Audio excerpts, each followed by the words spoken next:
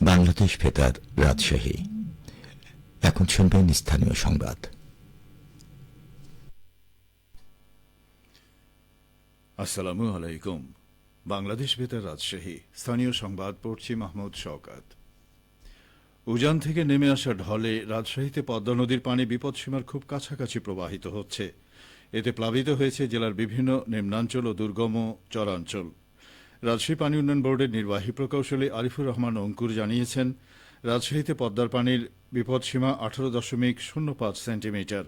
উজান থেকে নেমে আসা ঢলে বিপদসীমার খুব কাছাকাছি দিয়ে প্রবাহিত হচ্ছে পদ্মার পানি। আজকালের মধ্যে পানি আরও বাড়তে পারে, তবে এখনও বন্যা হওয়ার মতো আশঙ্কা নেই। এমন পরিস্থিতিতে রাজশাহী নগরীর টি বাঁধ ও আই বাঁধে জনসমাগম চলাচল নিষিদ্ধ করা হয়েছে। এ নিয়ে আতঙ্কিত না হওয়ার পরামর্শ দিয়েছেন তিনি। এদিকে আজ সকালে পবা উপজেলার হরিয়ান ইউনিয়নের দুর্গম চর এলাকা চর খিদিরপুর, চর খানপুর ও চর তারানগরে নৌকায় করে ত্রাণ পৌঁছে দেওয়া হয়েছে। উপজেলা প্রশাসন ও প্রকল্প বাস্তবায়ন অফিসের এই যৌথ উদ্যোগে প্রায় 200টি ক্ষতিগ্রস্ত পরিবারের মাঝে 10 কেজি করে চাল বিতরণ করা হয়। ত্রাণ বিতরণ কার্যক্রমে প্রধান অতিথি হিসেবে উপস্থিত ছিলেন পবা উপজেলা নির্বাহী অফিসার আরাফাত আমান আজিজ। পরিকল্পিত বনায়ন করি, সবুজ বাংলাদেশ গড়ি, এই প্রতিপাদ্যে নাটোরে আজ থেকে সপ্তাহব্যাপী বৃক্ষ মেলা শুরু হয়েছে। সকালে নাটোর নবাব সিরাজউদ্দৌলা সরকারি কলেজ মাঠে মেলার উদ্বোধন করেন জেলা প্রশাসক আসমা শাহিন। রাজশাহী বিভাগীয় বন কর্মকর্তা মোহাম্মদ রফিকুজ্জামান শাহ এর সভাপতিত্বে উদ্বোধনী অনুষ্ঠানে বিশেষ অতিথির বক্তব্য দেন নাটোর নবাব সিরাজউদ্দৌলা সরকারি কলেজের অধ্যক্ষ প্রফেসর আব্দুল বারী মির্জা এবং সহকারী বন সংরক্ষণ মোহাম্মদ মেহেদীজ্জামান। অনুষ্ঠানে বক্তারা বলেন, বৃক্ষ মানুষের জীবনকে সজীব ও সুন্দর করে, নিরবচ্ছিন্নভাবে অক্সিজেন সরবরাহ করে, সর্বোপরি পরিবেশের সুরক্ষা প্রদান করে। বৃক্ষরোপণের মাধ্যমে আর্থিকভাবেও লাভবান হওয়া যায়। তাই সকলের উচিত বেশি করে বৃক্ষরোপণ করা। উদ্বোধনের আগে নাটোর নবাব সিরাজউদ্দৌলা সরকারি কলেজ থেকে বর্ণাঢ্য শোভাযাত্রা সড়ক প্রদক্ষিণ শেষে মেলার মাঠে এসে শেষ হয়। জেলা প্রশাসন ও বন বিভাগের আয়োজনে আগামী 19 আগস্ট এই মেলা শেষ হবে। প্রতিদিন সকাল 8টা থেকে রাত 8টা পর্যন্ত এই মেলা চলবে। নওগাঁয় ডেঙ্গু সহ মশাবাহিত অন্যান্য রোগ প্রতিরোধ বিষয়ে জেলা সমন্বয় কমিটির সভা অনুষ্ঠিত হয়েছে। আজ সকালে জেলা প্রশাসকের সম্মেলন কক্ষে অনুষ্ঠিত সভায় সভাপতিত্ব করেন জেলা প্রশাসক মোহাম্মদ আব্দুল আওয়াল। সভায় শহরে এডিস মশা লার্ভা নিধন এবং নিয়মিত মশক প্রতিরোধী ঔষধ স্প্রে করার সিদ্ধান্ত গ্রহণ করা হয়। এছাড়া শহরের ড্রেন, ঝোপঝাড় ও অলিগলি নিয়মিত পরিষ্কার পরিচ্ছন্ন রাখার উপর গুরুত্ব আরোপ করা হয়। সভায় স্থানীয় সরকার বিভাগের উপপরিচালক ও নওগাঁ পৌরসভার প্রশাসক টি এ মুমিন সহ অন্যান্য সদস্যগণ উপস্থিত ছিলেন।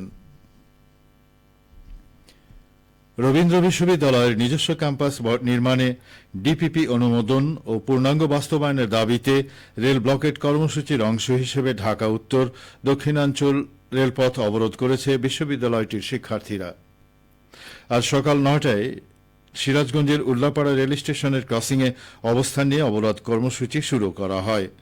রবীন্দ্র বিশ্ববিদ্যালয়ের শিক্ষার্থীদের এই অবরোধের ফলে যমুনা সেতু হয়ে ঢাকার সাথে উত্তর দক্ষিণ পশ্চিমাঞ্চলের রেল যোগাযোগ বন্ধ রয়েছে। এতে উল্লাপাড়া রেল স্টেশনের দুই প্রান্তের স্টেশনগুলোতে আটকা পড়েছে ধূমকেতু, সিল্ক সিটি, চিলাহাটি এক্সপ্রেস সহ বেশ কয়েকটি যাত্রীবাহী ট্রেন। ভোগান্তিতে পড়েছেন যাত্রীরা।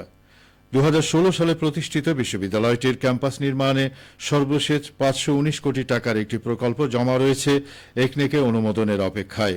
সর্বশেষ একনেক সভায় প্রকল্পটির অনুমোদন না পাওয়ায় আন্দোলনে নামে শিক্ষার্থীরা। এই আন্দোলনে সংহতি জানিয়ে অংশগ্রহণ করেছেন ভিসি সহ প্রশাসনের কর্মকর্তা, শিক্ষক ও স্থানীয়রা। নাটোর জেলায় 500 জন ক্ষুদ্র প্রান্তিক কৃষককে মাসকলাই ডাল চাষের বীজ ও রাসায়নিক সার বিনামূল্যে প্রদান করবে সরকার। এজন্য জেলার কৃষকদের অনুকূলে 5,77,000 টাকার প্রণোদনা বরাদ্দ দেওয়া হয়েছে। নাটোর কৃষি সম্প্রসারণ অধিদপ্তরের উপপরিচালক মোহাম্মদ হাবিবুল ইসলাম খান জানান, বর্তমানে জেলার 7টি উপজেলা পর্যায়ে মাসকলাই ডাল চাষে আগ্রহী ক্ষুদ্র প্রান্তিক কৃষকদের তালিকা তৈরির কাজ চলছে। প্রণোদনা প্রদান করা হলে ডাল ফসল উৎপাদনে কৃষকদের আগ্রহ সৃষ্টির পাশাপাশি জাতীয় উৎপাদনে প্রায় 100 টন মাসকলাই ডাল যুক্ত হবে। রাজশাহীর দুর্গাপুরে ভারী বৃষ্টিপাত হওয়ায় এবারেও পাট চাষিদের মাঝে ফিরেছে স্বস্তি। প্রতি বছর পাট চাষিদের পাট জাগে গুনতে হতো বাড়তি খরচ। এবারে ভারী বর্ষণে দুর্গাপুর উপজেলার বিভিন্ন খাল বিল, নদী নালা ও ডোবায় অনেকটাই এখন পানিতে ভরপুর। এই পানির কারণেই এখন পাট চাষিরা নির্বিঘ্নে পাট জাগ দিতে পারছেন। উপজেলা কৃষি সম্প্রসারণ অফিস সূত্রে জানা গেছে, এই উপজেলায় এবার ১,৫০০ হেক্টর জমিতে পাট চাষ হয়েছে। আবহাওয়া অনুকূলে থাকায় পাটের ফলনও হয়েছে বেশ ভালো। এই অঞ্চলে বিশেষ করে দেশি মিঠা পাট ও তোষা পাট বেশি চাষ করে থাকেন কৃষকরা। সবশেষে আবহাওয়া। আজ দুপুর 2টায় রাজশাহীতে তাপমাত্রা ছিল ২৮ ডিগ্রি সেলসিয়াস। এ সময় বাতাসে আপেক্ষিক আর্দ্রতার পরিমাণ ছিল ৯৫%। রাজশাহী ও পার্শ্ববর্তী এলাকায় আজ সূর্যাস্ত সন্ধে ৬টা ৪১ মিনিটে। সংবাদ শেষ হল। আমাদের পরবর্তী সংবাদ বিকেল ৪টা ৫ মিনিটে।